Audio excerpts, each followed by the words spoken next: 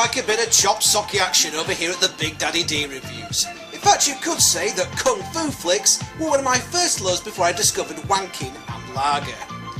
Kung Fu flicks from Hong Kong during the 70s and 80s were usually filmed without sound, so this had to be dubbed on later. This usually led to some over-the-top sound effects. And it also meant that even English-speaking characters had to be dubbed over as well, usually not in sync with the actor's lips. There's only one person who has our ninja stars. You mean Yamato? He's coming after us. He may have got the body of the Golden Ninja Warrior from Tamashi. Of course, you could always rely on British and American voiceover artists and sound engineers to make even the toughest Kung Fu warrior look and sound like a complete dick. I am totally invincible. We stayed up all night just to kill him for you. Quite an exotic mover. Well, And sometimes they couldn't even get the accent right. But why is that then? Oh, service charge you get. Of course, you might be asking, why don't we just keep it in the original language and have subtitles? Well, a lot of people don't like reading subtitles for a start, especially when it's usually complete gibberish at times. One of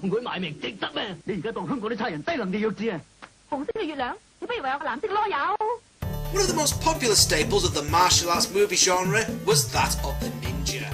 The image of the stealthy assassin, usually dressed entirely in black and often shown as having superhuman abilities, has become an iconic figure of popular culture, appearing in countless video games, television shows, cartoons, toy lines, and of course, movies. Indeed, throughout the 80s, you couldn't move for the sheer number of cheapo films slapped together with the word ninja in the title.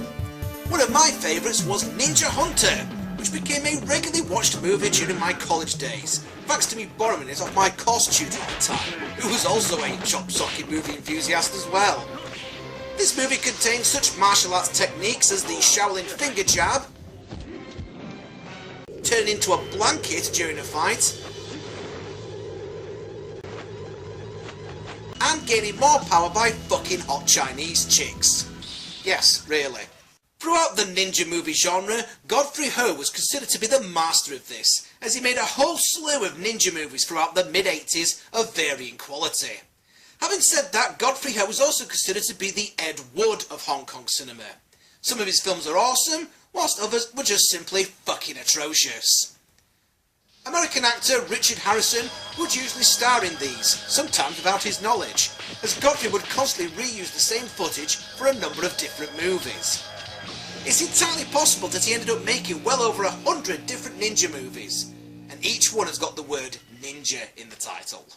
Ninja Terminator is considered by many to be his finest work, or his worst depending on your point of view, which is what we're going to take a look at here today. Ninja Terminator.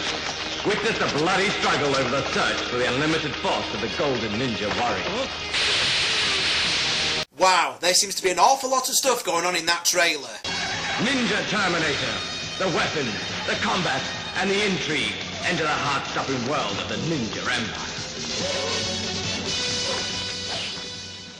In Ninja Terminator, you could spot the main baddie from a mile off, as he's the one that can't stop laughing to himself.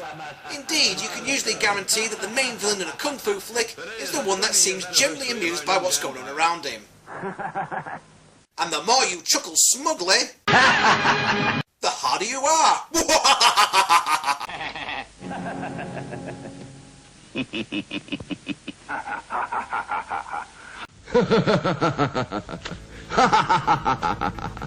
So, after realising that their master is evil, 3 renegade ninjas steal the 3 pieces of the Golden Ninja Warrior and go into hiding with them. What is the Golden Ninja Warrior? Well, basically, it's a statue that will give the owner the power of ninja invincibility. Surprisingly, it's got absolutely nothing to do with another one of Godfrey Ho's ninja movies, entitled Golden Ninja Warrior, funnily enough. 2 years later, 3 different rival ninja clans are at war with each other to try and find the pieces of the statue, so they can take advantage of its ability to become virtually indestructible. But there is another storyline going on as well, as a bloke called Jaguar Wong has to defeat some evil syndicate boss, played by Taekwondo master and star of many a chop-socky flick, Wang Jan Lee. Lee is considered to be a veteran of martial arts movies, having appeared in well over 60 of them throughout the 70s and 80s. He even showed up in a number of Jackie Chan's earlier films as the main villain. However, in this film, for some totally baffling reason, he is wearing what appears to be Lady Penelope's wig from Thunderbirds. He actually takes it off before his big fight scene near the end, which begs the question why the bloody hell he was wearing it in the first place.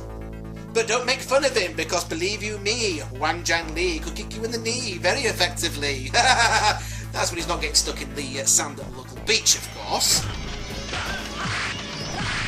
So yes, as with a typical Godfrey Ho movie, this is actually two completely separate movies, dubbed over and put into one film. So how the bloody hell did they connect the evil syndicate boss movie to the ninja statue movie, you might ask?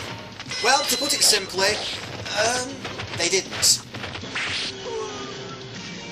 What we get instead is a laughable attempt to hide the fact that it's not the same film via the constant use of telephone conversations. And these conversations are done on a Garfield phone. What? You thought that was just a silly joke done by the makers of Ninja the Mission Force? Well no, it actually happened in one of these movies. Honestly, what kind of ninja has a Garfield phone? You know, the old-fashioned one that opens its eyes whenever you answer it. It just looks so bloody silly and out of place. So yes, we are fundamentally getting two movies for the price of one here. And it looks like both of them were done on a budget of about 50p. Some of the scenic shots of Hong Kong are actually of the model. Yep, either they didn't have the budget, or they simply couldn't be asked to go out and get real footage, so they just built a crappy model instead. For about 90 minutes of kung fu madness, we get the usual staples of the cheapo ninja genre, including a vast array of weapons, including swords that double up as fire extinguishers. We also get ninjas with teleportation abilities, speeded up fight scenes, car chases in 4 cortinas that look like something out of the Sweeney, completely unnecessary and quite frankly completely unerotic sex scenes, an excruciating overuse of swear words such as bastard, and death threats delivered by toy robots from Poundland, which aren't all that effective as they can barely walk about 2 feet before getting their feet stuck on the carpet. Traitor, listen. You have just 3 days to return the Golden Ninja Warrior to our master. In short, this movie is completely batshit insane, and the fights just seem to happen for almost no apparent reason, rarely advancing the plot or serving any purpose other than just having a fight scene for the sheer sake of it. For example, one of Jaguar Wong's first fight scenes begins just by simply asking where the local restaurant is. There's no restaurants around here, buddy! Another time he takes a ring to a pawnbroker, and then ends up having a fight with the same pawnbroker later on in the film. Of course, Jaguar Wong can handle himself. He spends much of his side of the film with his hands on his hips and a shit-eating grin on his face. Sometimes he doesn't even bother taking his hands out of his pockets when he's kicking ass. What a guy. Meanwhile, the various different ninjas are lobbing ninja stars and even making funny faces at each other. What's all that about? Finally, we come to the last scene of the film, where 3 ninjas fight each other for ownership of the Golden Ninja Warrior statue. And the main villain blows himself up just before we get to the end appearing on the screen. Why? Hey, why not? Does this make any sense? No? Do we care? Doing bollocks. Ninja Terminator is quite simply one of the most amazing films you will ever see. Treat this film as a serious kung fu movie, which it's certainly trying to be, and it'll definitely get a thumbs down, as you'll likely turn it off in disgust about halfway through. However, if you treat this as an unintentional comedy, which is certainly what it's ended up as, then you'll have a fantastic time with Ninja Terminator. I did, and as a result, I give it a thumbs up. Oh, one more thing before I go. The DVD extras only really consist of a trailer for the movie and a bunch of other trailers for some of Godfrey Ho's other movies, all of which pretty much look identical. Of particular note is a film called The Ninja Squad, which appears to have been made on even cheaper film than the others, and that the evil ninja empire go about their business stealthily whilst wearing bright red, pink, blue, silver and gold subpar Power Ranger outfits with the word ninja written on their headbands, just in case they ever forget what their occupation was. Wow, it's just like the toys from Poundland. And of course, you get Richard Harrison rocking that absolutely fantastic camo ninja suit. Now then, that's about it for me. I'm off. I'm out of here. So until next time, this is Ninja Master Big Daddy D signing out.